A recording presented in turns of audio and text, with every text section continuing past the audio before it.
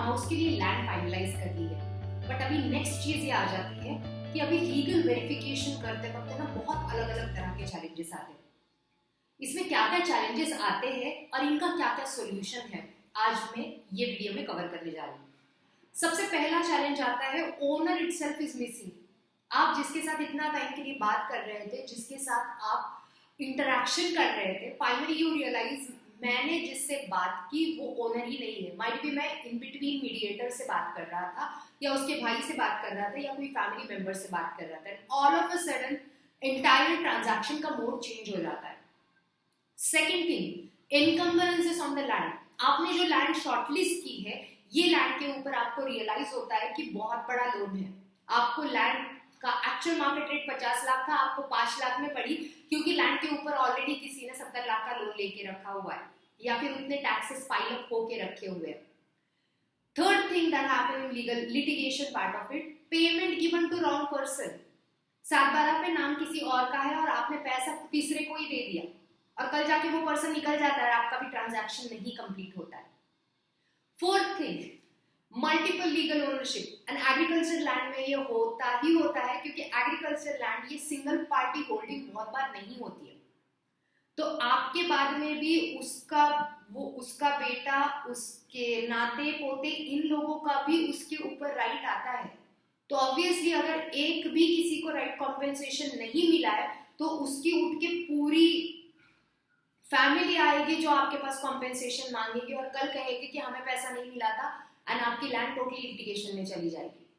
And fifth important thing, and ये बहुत normally market में होता है, agreement to sale then sale deed. लोग मार्केट में बोलते हैं एग्रीकल्चर लैंड ईएमआई पे ले लो, हर महीना 5-5 हजार 5 साल के लिए भर लो और हमसे लैंड ले लो। और हम भी ये सोच रहे थे अरे चलो 5 हजार ही तो है ना, 5 साल के बाद होने के बाद हमें लैंड मिल जाएगी, और आपका एग्रीमेंट टू सेल हो जाता है। Agreement to sale is like actually आपकी एंगेजमेंट हो रही है, it's not a perfect marriage. Sale deed is like final, 7/12 पे आपका नाम वहीं पे चढ़ता है। अगर सेल डीड नहीं मिल रहा है तो it's not a very good transaction. Now in सब लीगल थ्रेड्स को हम ओवरकम कैसे करें? पहली थ्रेड, ओनर मिसिंग। 7/12 चेक करो, 7/12 पे नाम किसका है, वो ओनर है। सेकेंड, एनकम्बरेंसेस। 7/12 के अंदर एक सेक्शन आता है जिसके अंदर आपको समझ में आता है एनकम्बरेंसेस क्या है।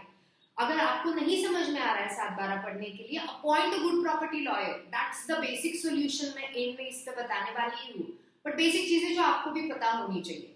थर्ड, आपने पेमेंट ही रॉन्ग पर्सन को दे दिया। 7/12 पे 4 लोग हैं, तो 4 लोगों के नाम से कितना डिवाइड करना चाहिए पैसा। सपोज आपका डील 10 लाख का है, तो 4 लोगों के नाम से आपको 2.5 लाख निकालने हैं, या एक के नाम से 5 लाख, दूसरे के नाम से 5 लाख निकालने हैं, बाकी 2 लोगों को कॉम्पेंसेशन देना है नहीं देना है। ये आपने जब भी आप ट्रांजैक्शन क्लोज कर रहे हो उस टाइम पे देखना बहुत जरूरी है। Next, multiple legal ownership. Multiple लोग इन्वॉल्व होते हैं, इसके लिए लीगल के लिए ऑब्वियसली सर्च टाइटल निकालना चाहिए, that your lawyer will help you out. And search title में जितने भी लोग हैं उसमें सब ओनरशिप क्लैरिटी आ जाती है, किससे कब किसको आया है, अभी कितने लोग इसमें इन्वॉल्व है। मैं बहुत बड़े बड़े लीगल फॉर्म्स में बड़े बड़े चार्ट पेपर मैनेज करते हुए देखा है, जिसके ऊपर पूरा वंशावळ निकाल के रखा हुआ होता है। एंड फिफ्थ चैलेंज जो है, agreement to sale then sale deed, go only for sale deed. मैं अगर आज पैसा देती हूँ तो कल मेरे नाम से सेल डीड होगा क्या, ये पहला आपका सवाल होना चाहिए। अगर नहीं हो रहा है तो वो ट्रांजैक्शन में जाइए मत।